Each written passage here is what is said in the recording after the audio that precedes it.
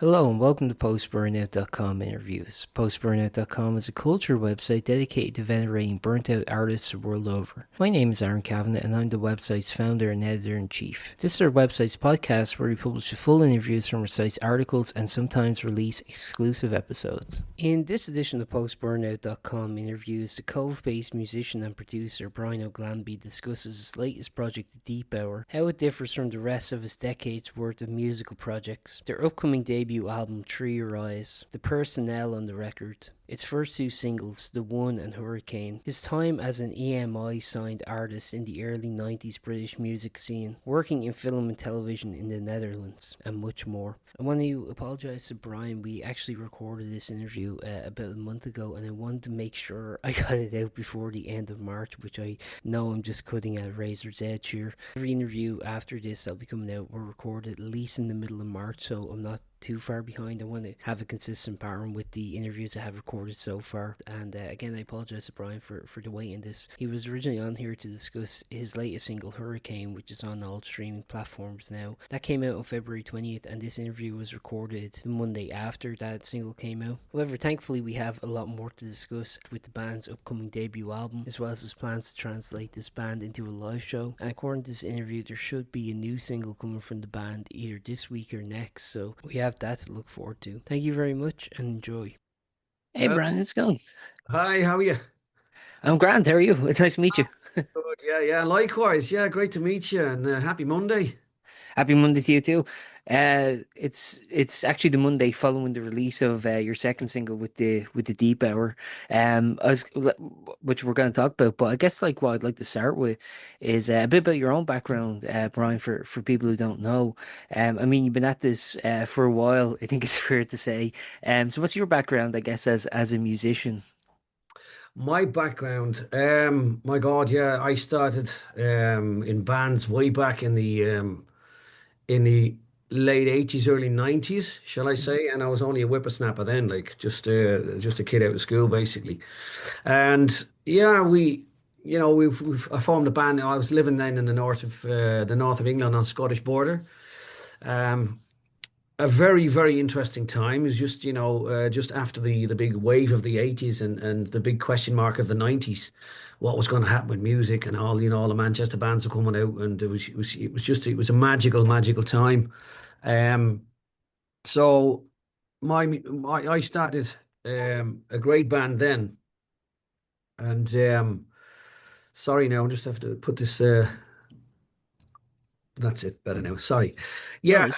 and yeah. So I started a band called Dangerous Age, and we toured and done all kinds of beautiful stuff. And we signed to eventually signed to a EMI, Mhm. well, a subsidiary of EMI in Manchester, which led me onto got me into all kinds of trouble. And musically, yeah, I was doing all the writing and all the whole band story, everything.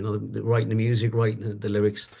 And eventually EMI decided just to keep myself and kind of, you know, put the rest of the band on the shelf, which didn't make us happy at all. That was a bit awkward. So I kind of went off on my own and I found myself moving to Amsterdam, where I kind of hooked up. I'd done a lot of session musician work and hooked up with a couple of songwriting teams. Um, and I was doing various things. I was a singer, I was a bass player, I was a guitar player, and trying to be the Irish multi instrumentalist, as we all do, kind of thing. It seems to be the thing. Like every Irish musician is. It's incredible, isn't it? Um, yeah, and moved from one thing into another, which led me into another band called Little Big Man. It was a band I formed um, in the late 90s, through Mhm. all this session music and everything I was working on over there in Amsterdam, in a place called Hilversum, which is just north of Amsterdam. And it's like a media hub. It's where all the studios are, TV studios, radio studios, everything. So it's a beautiful place to be, very creative space, environment. And yeah, I'm giving you my whole life story here, like, No, absolutely. you I'm, know, I'm here for it. this is where my background lies in, in the music and different diversities within, the discipline. There isn't a better place to be, is in the world of music, And Little Big Man again, boom, we got signed to EMI again, a subsidiary of Dino Records, Yeah. which are quite a whack. They were quite something in the Netherlands, in the Benelux, as it were. They formed in that region. Led me onto all kinds of crazy things again, tours and studio work and meeting all kinds of producers and working closely with them. A lot of them I already knew from my background with being a session guy, Did a lot of radio, a lot of TV. And then, at the time, around about the late 90s, I was toggling in between TV work, TV production, and music. So to fill out my, um, you couldn't call it spare time, it was more professional time, Yeah. I would work in screen and TV and film, again, different disciplines. I'd be in the art department, I'd be in the development department, editing department. Sometimes I jump in the camera department. Yeah, very, very interesting, field of work to be in. So for the last, well, since then, I've been toggling in between film, TV, screen, and music, and it's just generally been music for me for the last 4 years anyway. But leaving that, I came back over to Ireland 2004, I think. Mhm. At a bit of a loose end with myself. The songwriting teams I was working for, we were doing a lot of work for pop idols, which then ran into like X Factor, etc., and The Voice and all this stuff. Mhm. Which, funnily enough, I worked on the sets of Oh, in really? in the TV studios, building and Yeah. designing the sets. And that was it's crazy, beautiful time. Um, and found myself writing for some of the runners up and finalists of these kind of TV programs. Really interesting, but it was kind of like a mojo killer. I mean, Sure. we were push from pillar to post, write for this artist, write for that artist, and sometimes you'd lose yourself, and Yeah. you lost that whole kind of self-driven reason for your writing and writing songs and stuff and musical passages. So yeah, I landed back here and found myself in Cobh, where I still live now, and TNT wouldn't get me out of here because I absolutely love it. Um, unless Dublin was beckoning again, So, and funnily enough, I found myself just as a bit of fun at the time in a U2 tribute band Okay. as doing the whole Bono thing, Yeah. and it snowballed into something mental. It was real great, great, great fun, and again, it was like putting myself in like an acting kind of position, it's like theatrical, it was really, really great fun. And it just snowballed into something, international. And before I knew it, I was being depped and asked to dep for U2 tribute bands all over the world, Oh, really? Yeah, which it got me into all kinds of trouble. It was brilliant, it was fascinating. And then back into the film world, back into TV world, etc. And then after lockdown, built this studio that you're probably seeing a bit of now. Hmm. And I built this as a kind of demo studio, for writing music and also editing, film and screen work. Found myself making a life-changing decision just to drop one of my, you know, Disciplines. disciplines, primary disciplines, which was heartbreaking, a very, very difficult decision to make. So I thought to myself, where do I get the most kick and the best inspiration and the best drive, and where are my real passions lie? It was obviously in my music, Yeah. which led me onto the album, which is where we are now. So basically, in a nutshell, in a 10-minute nutshell, that's kind of my background. So I hope that was a bit explains things a wee bit, puts things a bit in the picture. No, absolutely. I'm going to talk about the deep hour in just a minute, but just when you were giving the background there, there were some questions I was interested in kind of expanding upon. You were mentioned like, you know, moving from like the north of England to the Netherlands back to Ireland. I was wondering if maybe you could describe how you kind of ended up in each place that you ended up, because that was something that was kind of glossed over, but I think it's very interesting that the locations you were in kind of led to different opportunities. So, for example, being in England at the time when the kind of Manchester scene was blowing up leads to a deal with EMI, which then leads to you trying something completely different with the music. Sorry for the television production and film production music. To coming back to Ireland and resettling here. So, yeah, maybe I was just wondering if you could talk a bit about you know the geography, how geography, I guess, kind of influences you. Yeah, I suppose in the north of England where I grew up, really, on the Scottish borders, near a place called Carlisle, but a bit further Yeah. on a little bit further south, a place called Maryport, and it's kind of backwater, you know. So in terms of like a geographical influential area, it was, if you're not into mountain climbing and counting sheep. Um, there wasn't really much else to do. It's in the Lake District. Absolutely gorgeous, gorgeous place to be, and a gorgeous place to grow up. It's beautiful. But for a budding musician, there was nothing to do. So, and the outreach and availability of venues and music outlets, it was very sparse. So Mhm. when I was touring, we were over in Newcastle, we were down in Leeds, in Manchester, Liverpool, them kind of northern areas, like, um, very, very interesting. So on a negative geographical kind of terms, there wasn't a big lot to do there. So when I decided to start shifting myself around, like, it was a bit of a jigsaw puzzle, really. I found myself living in London, in the when was it now? The early 90s, trying to promote this little big man. Sorry, Dangerous Age band, which we had, was flying at the time. I lived in a big house in Lewisham, and there was lots of bands in there. I mean, Blur would be coming and going, and Yeah. Sensitize would be there, and there was all kinds of bands. I think it was owned by a big record consortium.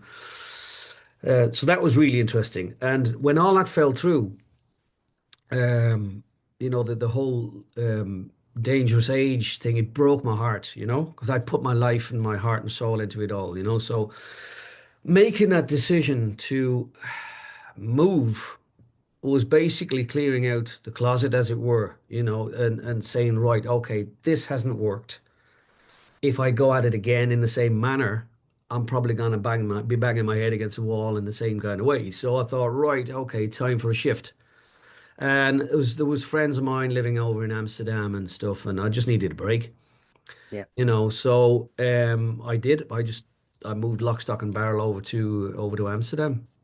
So as far as geographical influence and why these things are happening, that was one of them. But I mean, that was one of the reasons. But I mean, at the time, like you said, like you mentioned, the whole Manchester thing was blowing up, in the 90s, early 90s, and your Oasis and the Mock Turtles and Charlatans, Yeah. Happy Mondays. James, Yeah. Happy Mondays. That it was flowing, it was flourishing, and it was a buzz. But it was like any other musical era that you kind of find yourself sitting in the middle of. You think, well, it's never going to end. Yeah. It's either going to be this one or something else. And at the time, I didn't realize, and I suppose a lot of people didn't realize how important to the music environment, music world that was going to be. But you sit Yeah. right in the middle of it. So, it's like you're in the middle of a football. You don't know who's watching. You don't know who's kicking you around. Yeah. And you don't know what's going to happen to that. So, I mean, when we look now into the 90s, and we see the reflection of that now, we feel the reflection of that now. It's incredible. It's massive, Yeah.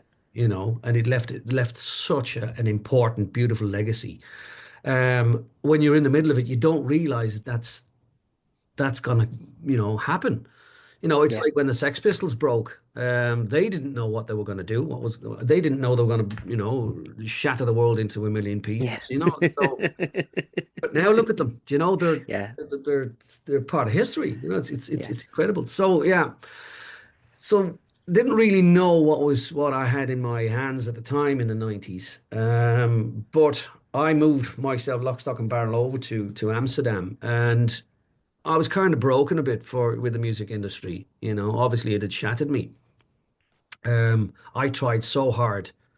I tried everything, to get it over the line, and when you finally get signed, you think, wow, here we go, EMI, whoopah, you know.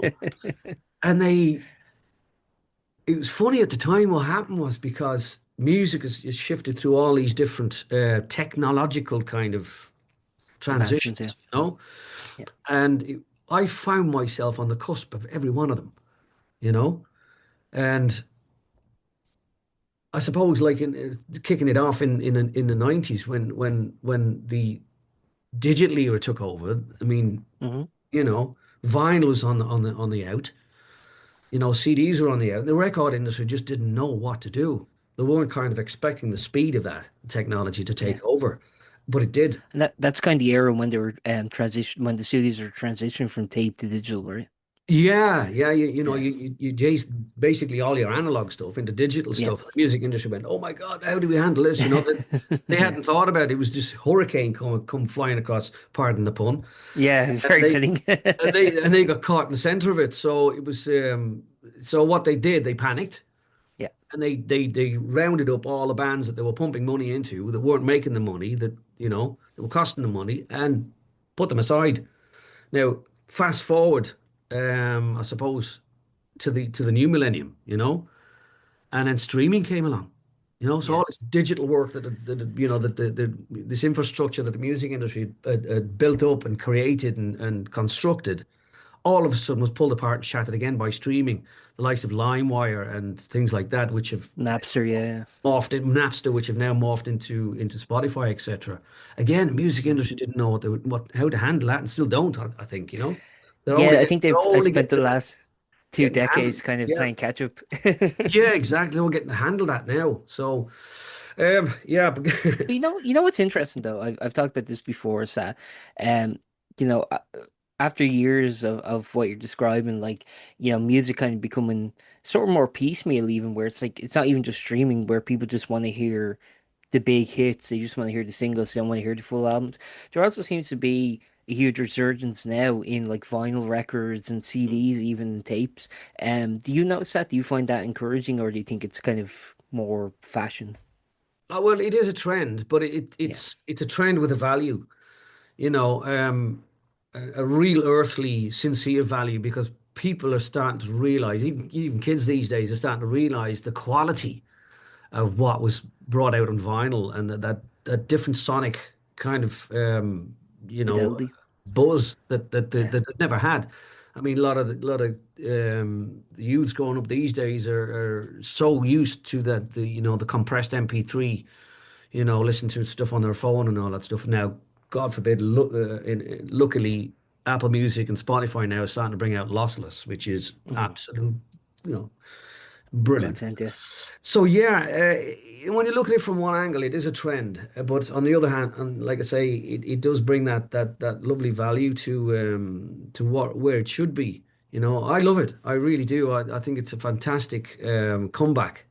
You know even tapes, you've seen tapes not start to be manufactured again now, Yeah. and then, like I say, I'm busy with this album now, so it's the big question mark is like, what formats am I going to bring it out on, and I'm just going Yeah. to say all of them, But so it's nice that you have the options though, isn't it? absolutely, yes, yeah, Yeah. yeah, yeah. But it's great for manufacturers as well, vinyl Yeah. press and also record player make manufacturers, Sony and the likes. Reinventing these machines and putting them back on the market. It's a massive, big old turnaround. I think it's brilliant. Like, it's great. I love it. Yeah.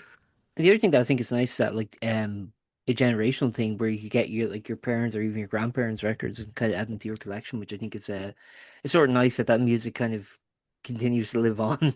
Although unfortunately, I think a lot of people sell them to secondhand shops. Yeah, they do. Yeah, yeah. you can imagine like a musician, say, of 21 years old, Yeah, and going into the loft and finding boxes and boxes and boxes of vinyl from their parents and probably their grandparents as well, and think, yeah, what the hell is all this? So there's this brand new discovery and insurgence of the older music, and I think that's probably plays a bit of a part into why the younger generation nowadays love the 80s, 90s, noughties. I mean, okay, that music is available, but if you're not looking for it, you don't know it's there. It's not, yeah, it'd be hard to find. But if if you find an old record collection, there's a huge curiosity of like, okay, what were they into in the day, yeah. So they're starting to No, and it's rifle very among. fascinating. Sorry, it's very fascinating if you look at like the records that were coming out in the 60s and 70s. Like you go to those like secondhand shops and like it's just like fascinating because you get like obviously the show bands and you get kind of like the popular pop acts at the time or the folk acts at the time, but you get some like really interesting like gnarly stuff. You get like preachers like religious preachers like on vinyl. You get like experimental space age stuff. It's just like it's so versatile. Like you really never know what you're gonna get next. No, you don't. It's a very deep medium, like, and I suppose any recording engineer and a recording artist at the time, way back, I remember I had records of like the Thunderbirds, Yeah, yeah. on vinyl. If anybody out there knows can remember what the Thunderbirds are, and it was so it was just a medium of recording. So when record companies and sales executives decided, or kind of discovered that, okay, we can put anything on vinyl now. Yeah. So when you dig in record collections and stuff like that, there's all this diversity of all kinds of material being dug up and rifled in amongst in record shops. So indeed, it's it's amazing what you do find. I used to spend half my life in record shops. Yeah, My yeah. whole teenage, my teenage was like this at Woolworths, looking, wow, look at this, digging out all the albums and stuff. It's fascinating, and looking through gatefolds and things like that, all the pictures of bands and Yeah. stuff. Really massively inspiring. But it's lovely that that still exists now, that like the kids today still have that experience too. Because it did go away for a while. Like I remember even when I was growing up, it was like it was still the CD era, like vinyl had kind of dissipated a bit. And then now yeah, now it's really overtaken it as like the physical media that still exists. But it's interesting, like you said, I mean, I'm seeing a lot of like tapes at merch stands now, like a merchandise stands at gigs and stuff.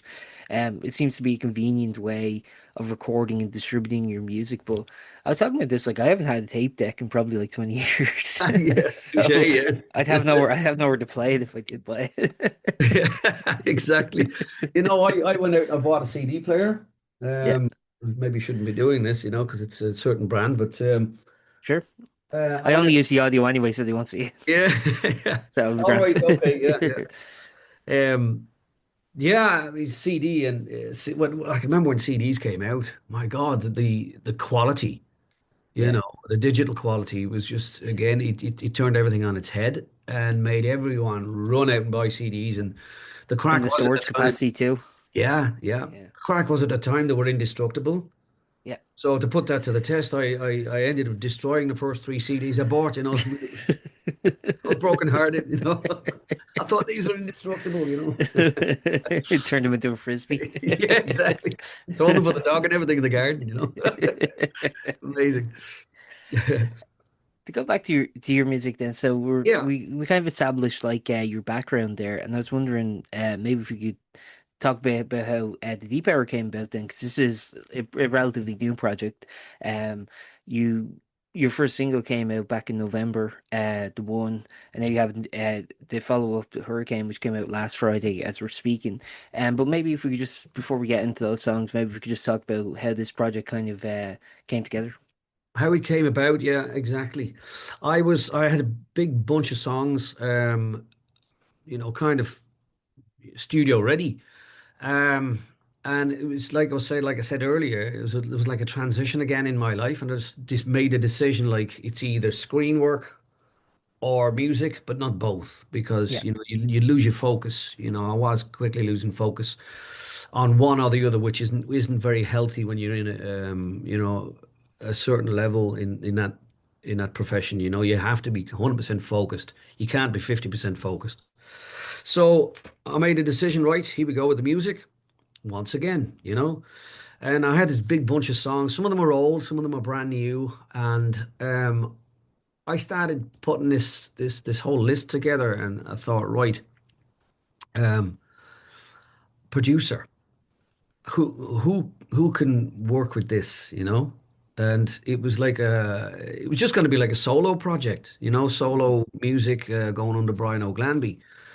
um and I was toying with the idea. I was working with Decky Lucy, who's one of the key songwriters behind Ruby Horse.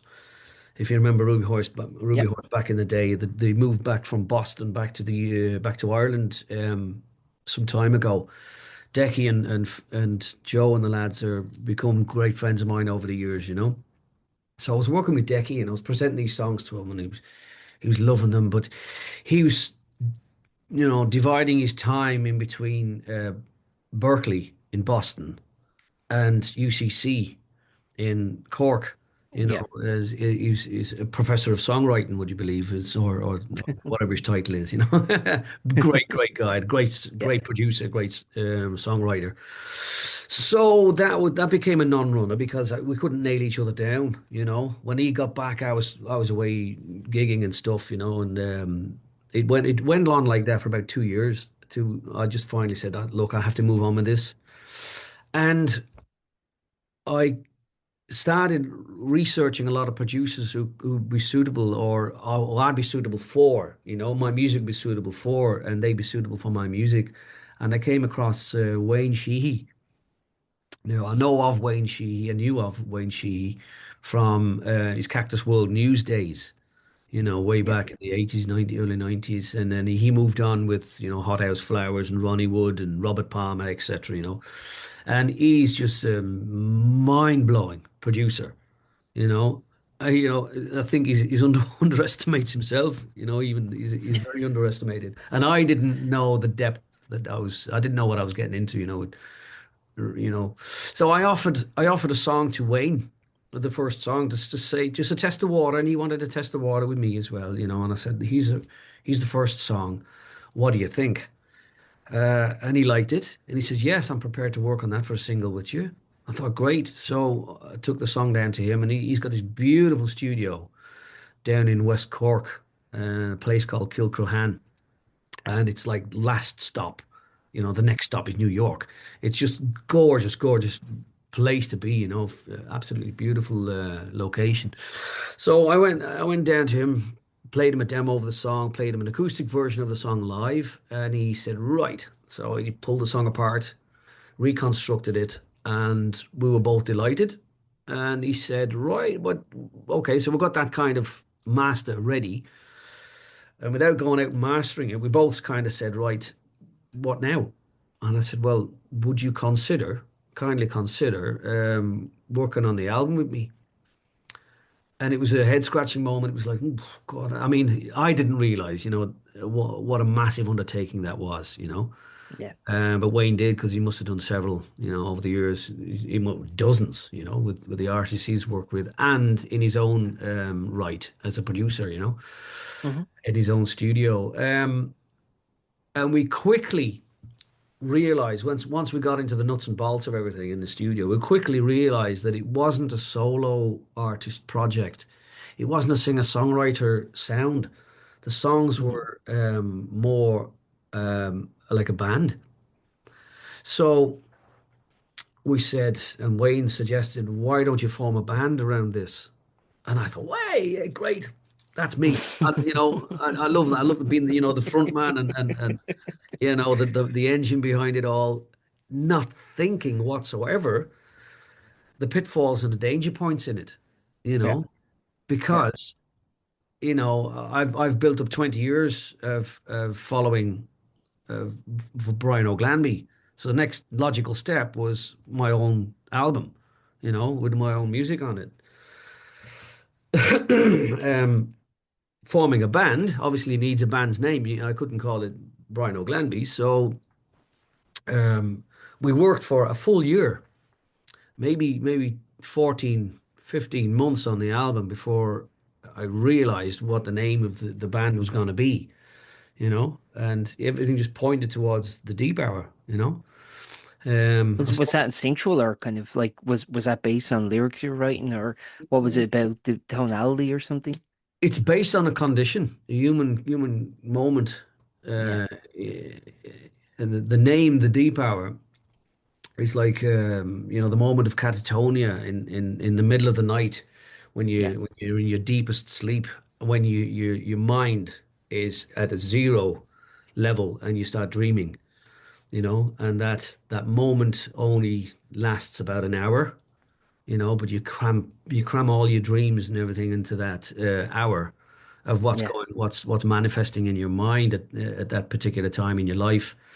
That to me is the deep hour, you know, which is the same sensation and the same kind of feeling and the same emotions and everything that goes into music for me.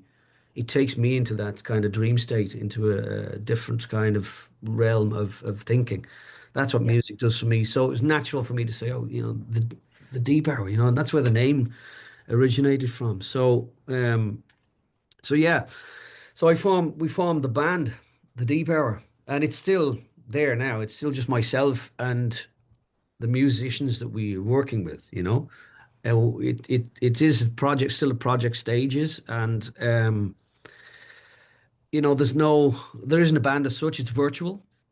So as soon as I'm ready to tour, I will be piecing a band together. Yeah. So we've been working with a lot of great session musicians on the album, So whether I get these session musicians together for a tour, God only knows. And I really sincerely hope God allows that for me. Yeah. So that's where the Deep Hour, and that's where the album all came from and where it stemmed from, and that was how it was all triggered and put together. The album is called Through Your Eyes. I don't know, is there a release date been announced yet or are we still TBC? It's TBC at the moment. Okay. Really, because the reason being the the the climate, the environment now of releasing records, like you touched on, spoke about there a few minutes ago. Releasing albums is kind of old school. Yeah. People are releasing loads and loads of singles and EPs, etc. I mean, even U2 now have got a new EP out. So that Yeah, yeah. that speaks volumes. That's it puts it in a nutshell what I'm talking about. Which actually, So, I wasn't sure, was that a surprise release? Because I actually didn't know about it. And I was like, oh, here's the new. I think I learned about it like the week it was coming out or something. Was that yeah, like a surprise drop or had that been announced for a while? I don't know. I only heard about it about a week Yeah, ago. I don't know. It's just So like, here's the new U2 album and or EP yeah, rather. and why are you two bringing out EP instead of an album? The Yeah, legacy is all albums. So yeah, so basically, I'm testing the water with bringing out a few singles first. yeah, Now I do obviously have some kind of a plan in order. And that plan being, I wanted a single out last year. I was itching to get something out there just to see what reaction I got. So I brought out the one in November last year, and the timing in between only allowed me now to bring out the second single, which was last week. Again, it came into the whole planning of releases. So I chatting with my label services, Elaine McCann there in Dublin, who was fantastic, by the way. She's great. Plug cool. there for Elaine. Um, we've spoke about the frequency of release, and how that works and how each release is received and how popular it is and this, that, and the other. So I'm waiting to see what happens with Hurricane, which was the second single, and how long the shelf life is of that song and how popular and how well it does, which is virtually impossible to gauge within the first few weeks because you don't know Yeah, what radio stations are gonna,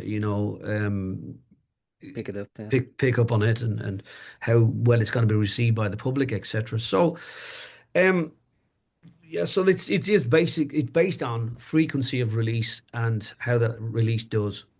So I've the third single ready, and that's due for release. I think probably the start of April. So we'll see Okay. how Hurricane does first before we actually nail down a date, and then work up to that date for the release. So chatting with Elaine from EMC, she said, right, okay, let's talk about four singles first and the duration and frequency and the gaps in between of those singles, see how they do before we release the date of the album. So there's a whole reason behind Sure. being a TBC for the release date, and it's all strategy, and with it being a whole brand new project.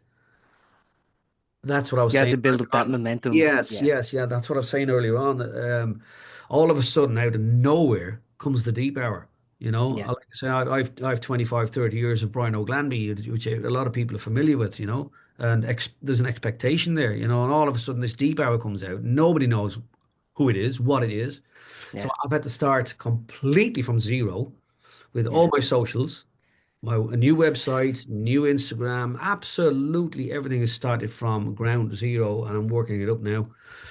And that's a very, very difficult thing to do in this climate, especially when and I couldn't do it without releasing Because there's singles. so much stuff like it vying for Yep. your attention. Yeah.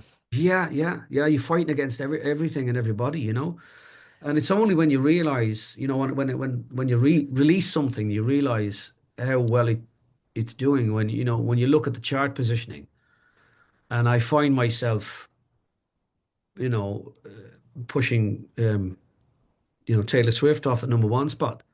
Yeah. And I, I collapsed. I'm like, wow. That was She'll last be year. opening for you next year. Yeah, I sent her a message and she didn't reply. So Oh. I said, look, I'm trying to move over, Taylor. I'm trying to save the Well, world here, she's So busy. She's getting yeah, married yeah. this year, so she has Yeah, her focus attention. that's good. So now I have a gap. Yeah, Yeah, yeah, I've got a yeah. worthy cause. Yeah. So Yeah, when they maybe you could brought play the out, wedding. That'd be good publicity. yeah, exactly. I've actually touched on that on a few interviews here and there. Yeah. But bringing out Hurricane there last Friday, which came in it ended at number three. You know, um, Mhm. it's the iTunes charts, which is still alive. Yeah, yeah, I don't know how long it's going to be alive for, but it's there. It's you can't touch the national charts. You can't touch it no, because independent artists are not allowed in there. You don't have the yeah, massive cogs and wheels of a big record company behind you, which basically run all these things. So, yeah, us independent artists gauge our success on the iTunes charts. You've yeah, no other reference really. Not much. So, when Hurricane came out, it came in at number three, and again, I was bowled over. I mean, there was Dermot Kennedy there, number one. yeah, Killer were sorry, Kingfisher were there somewhere in the top five. yeah. There was U2 came in with a new EP, and I'm hovering Yeah. there. I'm hovering there between all of this, and I'm thinking, my God, Sam Fender was in there, I'm thinking, Yeah. Jesus. So yeah, That's a hell of a lineup, by the way. oh, I know, and I'm, Yeah. it's just incredible to see that. So yeah, so from starting from zero Mhm. and then entering like that is to me was mind blowing, absolutely Yeah. mind blowing, and it still is. So delighted with all of that, with especially with being a brand new project with no kind of zero following. Okay, it's growing. I have a team behind me now, working with socials and working on PR. So I'm organically growing a fan base and following. Mhm. So for you guys out there listening to this, follow me, please. let's, let's build up those followers. I'll give you the chance to plug all your socials at the end. I just wanted to Yeah, ask no a few worries. more questions. You've been very gracious with your time. I don't want to take up too much more. No Um, I, problem. I wanted to ask actually, you mentioned the collaborations on Through Your Eyes. I was wondering if maybe you could talk a bit more about them and how they kind of came about. So were Mm. they people you knew that you reached out to, or how did you kind of how did the personnel on the record come about? Great question. Some of the artists we've musicians we brought in, I did know. They're friends of mine. Paul Linehan from Frank and Walters. He plays bass on. It's going to be the next single. Um, Lisa Lamb, she was doing backing vocals. She's doing backing vocals on the first single. Not the first single that came out last year. Mhm. It was the first single we recorded, in the studio with Wayne. Um, well, most of these artists, Wayne, are friends of Wayne because his legacy, his history is phenomenal, and he's worked with all these artists. The likes of Jerry Leonard from David Bowie. Jerry was David Bowie's musical director and guitar player Yeah. for. And he's featured on Hurricane, by the way. Yeah. Yeah, yeah, yeah. Yeah. Jerry's, plays on Hurricane, featured on Hurricane. Um, they're not collaborators as such in the writing, in terms of writing. They're collaborators in terms of the musicality they've brought to the tracks.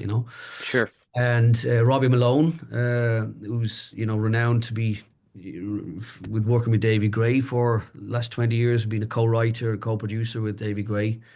He's he's plays bass on several tracks on the album.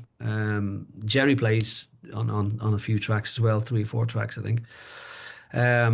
Yeah, God, we've had lots of guys on there, and how that all came about. Like I say, a lot of it was it's you're in the studio and you're listening back to the demo recording you've just made, and you think who would be suitable, what do we need in this, and who could deliver that. So you start sketching things in and testing the water with a few different styles, and land upon these names, these guys, and Wayne would be sitting there and say, how about Jerry Leonard for guitars on this? He's going to bring in his cinematic, you know, pathway and his Qualities. Yeah. cinematic sound and qualities and everything. So we thought, wow, what a great idea. And Yeah. it's not like a, publicity stunt or anything like that at all. Not at all. It was just pure musicality, what the track needed, Yeah.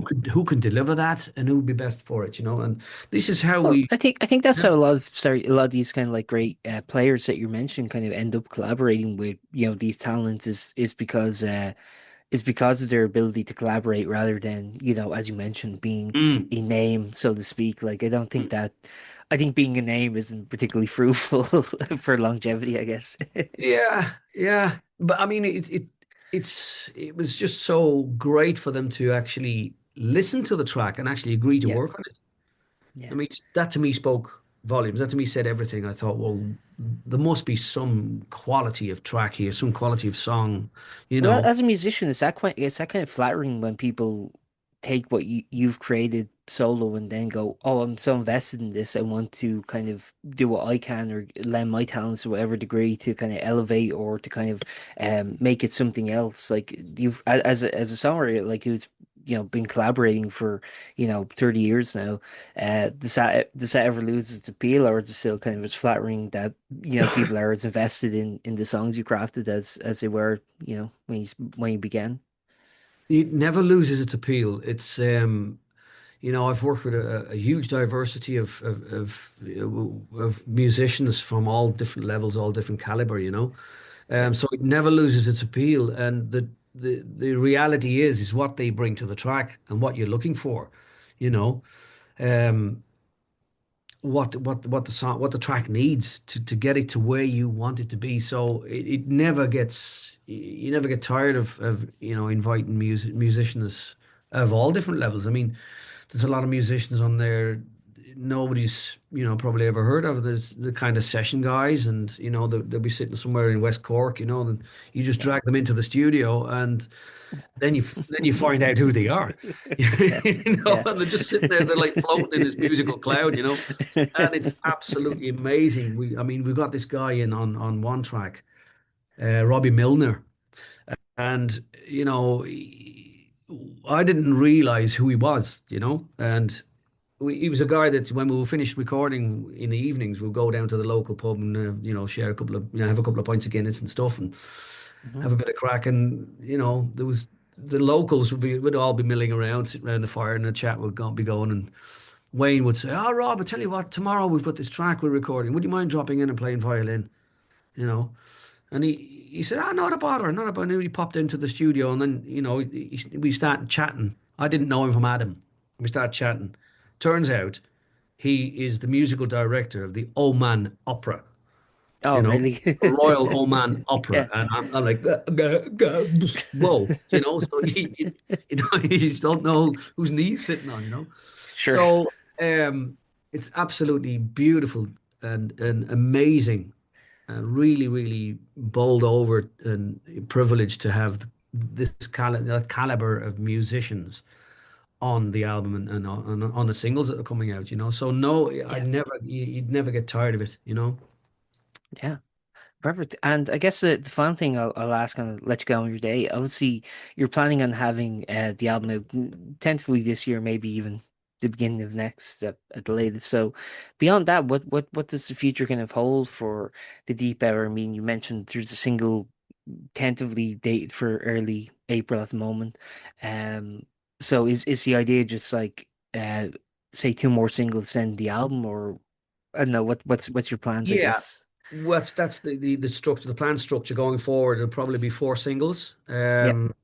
We're on single number two now, which we both hit number one spot, which I'm delighted about. Um, yeah, the third single probably April, and early summer the album. That's what we're hoping. So four, Okay. three, four singles, and then the album, and then after that there's probably about another four singles coming off the album. And that's to maximize on the value of the album and what as a production team, songwriting team, and musicians and the whole PR engine behind it. Everybody that's involved, it's a progression for that. Mhm. Um, and um, so something really to look forward to. So there's probably going to be another four or five singles coming off the album, which will How many probably. songs are there on the album altogether, actually? Sorry, Uh, yes, there's 11 songs. 11 songs, okay. Yeah. Now we did complete the album in September last year, but we're kind of itching under the arm now to put maybe another one, maybe another Okay. two songs on the album because the So album. a dozen or so songs. Yeah, it'll be at least 11. Yeah, Could be 12, but don't hold your breath. So yeah, and sure. then this is probably going to lead us into the latter half of this year, and with the four or five singles that are coming off the album once it's released. Um, so that's the longevity plan ahead, and put a band together and tour it. You know, Yeah. um, and see who'll jump on stage with me. That's a You big know, it interesting. could be Bono at this point. It could be now, yeah. Very interesting question, actually. Interesting approach. Perfect. And the final thing I'll ask. I just wanted to actually ask because you were mentioning you have about 11 songs here.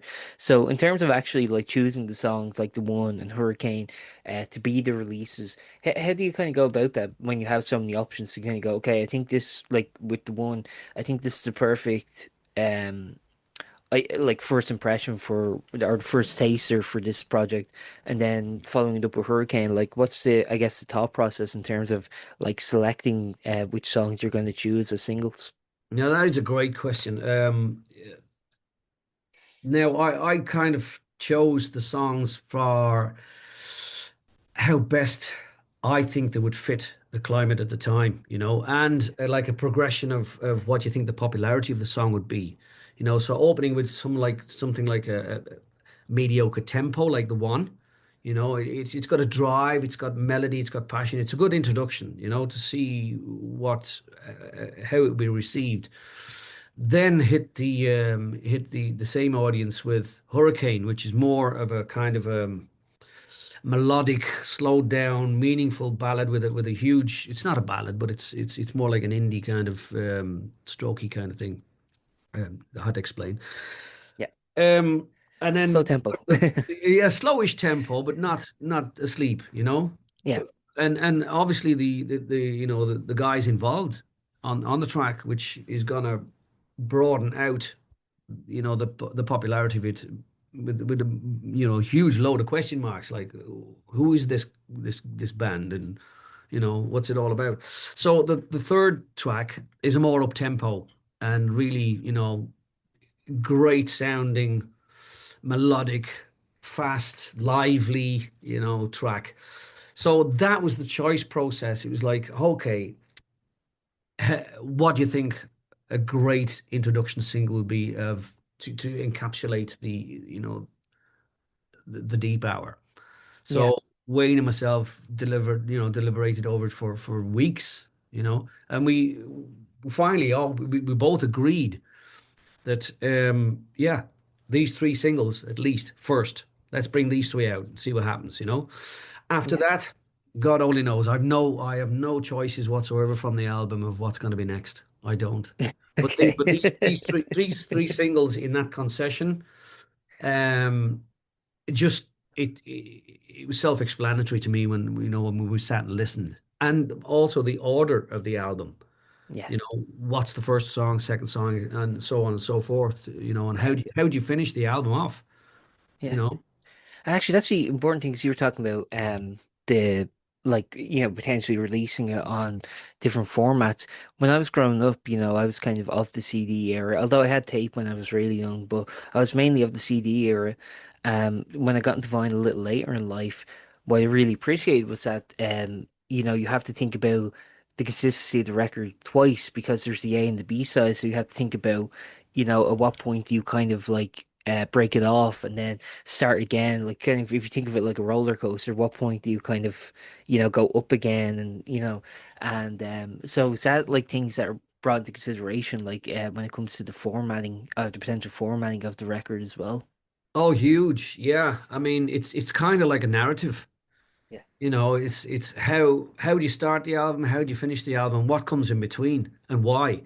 yeah. So the album, all the songs, they all tie into each other. They all have a meaning which kind of leak and seep into each other.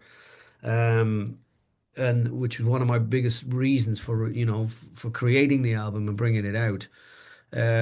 It And was was that concept started there from the beginning when you were setting out to write the record, or were the pieces constructed individually and then when brought together you kind of looked back at them and went, oh, that's the connective through line? no, it was a beautiful accident, which you could call it in the studio. That obviously I was emotionally driven to bring this collection of songs together. Now I must have a pool of 300 songs that I've written, but it was these 10 or 11 Yeah. or 12 songs that spoke to me in the emotional bubble I was at the time. So they all have this emotional connection. And when I put them in order on the album, that's when it started, chronological. That's when it all started making like a narrative sense to me. But they were all written and produced within this emotional kind of cage that I was in at the time. So yeah, naturally they were all gonna have this sort of kind of this a narrative flow with it. Perfect. Thanks very much for your time, Brian. I Absolutely. guess the final thing I'll ask is where people can find you and all that, if you want to plug your socials and things like that. Yeah, I suppose I'd be prompting people to go to the website, which is www.thedeephour.com, Yep. because from there, obviously, you've got all the buttons for all my socials there, and also you can subscribe to my newsletter on the website, which Yeah, the newsletters are really making a comeback now, yeah. yeah, it's a great way of keeping everybody up to date, what's going on, and connecting with real audience and real people. And also, I mean, Instagram, the Deep Hour, Instagram, Facebook is the Deep Hour, TikTok, the Deep Hour, YouTube, it's all there, the Deep Hour. Just Google the Deep Hour and you'll find all of these all of these socials and mediums and connectivity. And And thank you for having a website that like just has everything, because like sometimes when I'm yeah, it's uh all there. I will be adding yeah, to it later on, when I'm as we trying to go give on. people like resources, sometimes it's a little difficult because you have to do things individually, and you always have to Yeah. go hunting. Like, do they have a Facebook? Do they not? Do they have it? Like, so it's just great just to have a website. Just go there. Just go there, you find it all the buttons are there. Just keep pushing the buttons, as we say. Yeah, I understand why most bands don't do it though, because you do have to do an upkeep with the website and stuff like that, which can be a bit annoying. But I certainly, as someone who's just trying to conveniently link stuff, I certainly appreciate it. Yeah, it is. It's a bit of a chore. It's all a chore, but it's a necessary Is chore, it? shall I say? I'm fumbling over my words here, but Yeah, yeah, it's it's part of the job. yeah, So you just have to do it, like, and I enjoy it. I love it, like, and that yeah. Cool. connectivity with people and the real, real fans and real audience, connection. It's great. Perfect. Is there anything you'd like to add before we wrap up? Anything I failed to cover that you think people should know? Um, yeah, I mean, Hurricane. I just want to touch a little bit on Hurricane. Now, Hurricane, Yeah, contextually, is written about the issues of domestic violence.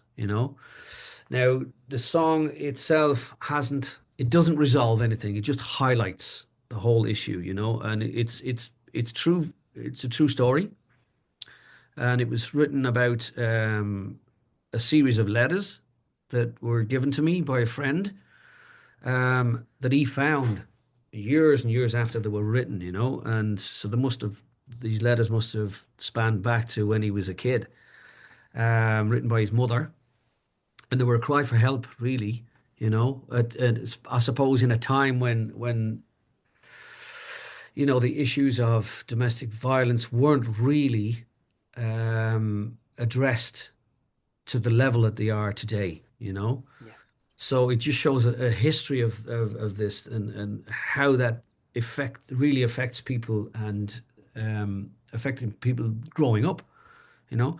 So the hurricane touches on this. Now I've been in touch with several of the main body Irish online organizations about this, just to say, look, consider this for your campaign. So have a listen, put it out there for yourselves. Please feel free to use this track for any purpose that you can that would impact positively on victims of domestic abuse, domestic violence. So that's the whole premise, and that's the whole story of Hurricane. and thanks for sharing that. I actually didn't really realize like the I guess the depth of it Mm. myself. I never tried to when it comes to dealing with other people's music, I never try to impose an interpretation just in case I get it wrong.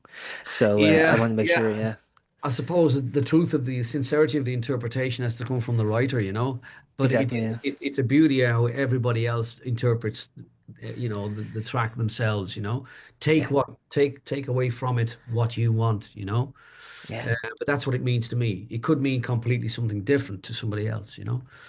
Um, as you were saying, like, I mean, I've been listening to Pink Floyd for the last 140 years, and I couldn't tell you what any of their songs are about. And I love them.